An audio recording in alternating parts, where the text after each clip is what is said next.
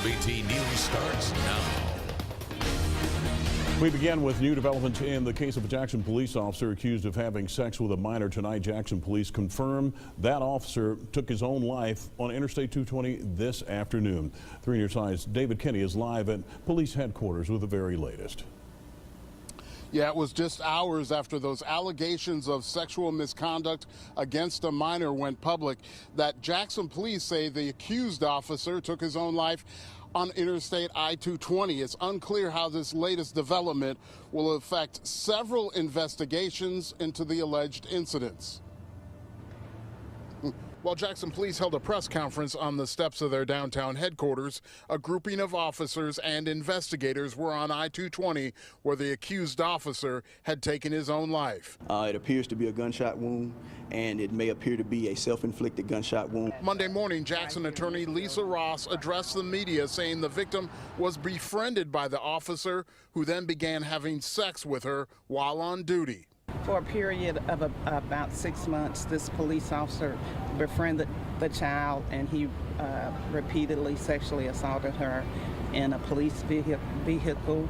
He also videotaped the encounters. That video evidence now in the hands of Jackson police investigators. Ross said Chief James Davis met with the accuser's family Sunday and watched the sexually explicit recordings. What I can tell you is that the chief of police takes this matter very seriously, as with any accusation involving any officer misconduct. Lisa Ross says the officer used his position of power to take advantage of a minor. The police are here to serve and protect us. They are not here to do us harm. And in this case, we have a police officer who has done harm to a member of the public.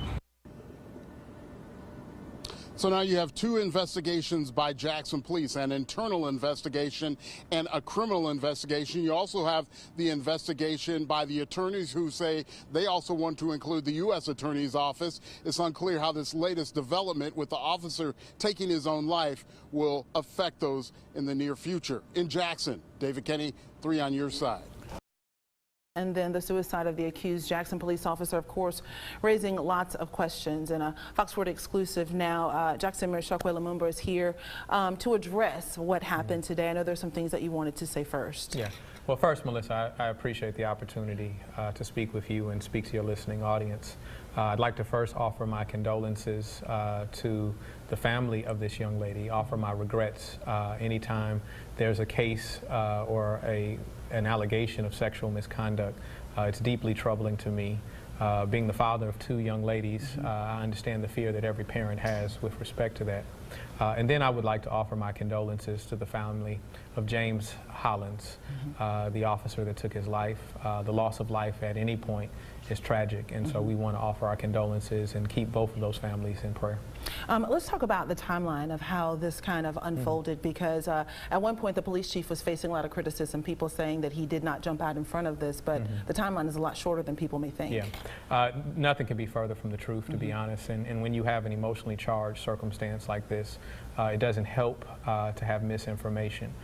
Chief Davis notified me yesterday that after the mother of the young lady contacted him, he met with her yesterday, viewed the evidence that she wanted him to see, the information she wanted him to see. He then called me and told me that he wanted to place this officer on immediate administrative leave and pursue a criminal investigation. He then spoke with Internal Affairs. A letter was drafted which the officer signed acknowledging that he was on administrative leave. And so to have received information about this on Sunday, to have called me on Sunday, to have initiated an internal affairs investigation, placed the officer on on administrative leave and initiate a criminal investigation, I think that there's no swifter action that he could have taken. And so I think that that is something that we don't need to add to the narrative. The narrative is already sad, and it's a bad story to begin with. At one point they were saying that he was in his patrol car when he took his own life. We do know he was in a white Charger, but that was not. It was his personal vehicle that he was found in. It was not his patrol car. Another thing, when we were talking about him being placed on administrative leave, that at this point was the chief's most severe recourse? Until a full investigation can be done, there are personnel restrictions that the officer, as any that the chief, as any director, has until all of the facts come to bear. And so this officer was placed on administrative leave until the facts could be determined.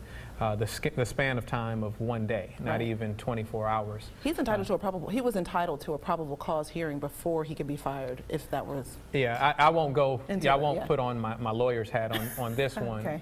But I'll just say that the chief, in my opinion, took very swift action.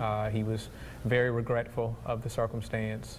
And he let me know as soon as he had the opportunity to look at the information that was presented to him. When you're looking at the scope of the police department and you're looking at how this may impact people's views on police, what do you want to say to that? Well, I'll just reassure people that as the mayor, my administration will always hold our police officers to a high level of accountability. We've seen recent circumstances that we've responded very swiftly to, and we continue to do that. And that doesn't make me anti-police, but it does make me anti-police corruption, anti-police misconduct. And so we believe that our police department is filled with people who actually do want to do right, who actually are concerned about people. But then you do have occasion where people make bad choices. And people are people, so you have to deal with them once that takes place. Lastly, what's next? What's next for you and for the officers in this case? Yeah, well, I expect an investigation to still be ongoing. I'm assuming that our officers are still out there investigating the circumstances around Officer Hollins, his death. I don't know what other information they have to gather, but I'm certain that they'll be doing that. But I think that what's next for Jacksonians is that we keep both of these families in prayer. I think that's what's next, is that we need to withhold judgment on any of the circumstances until we have all of the facts. All right. Thank you so much for being here. We appreciate it. Thank you. All right. Thank you. Thanks so much.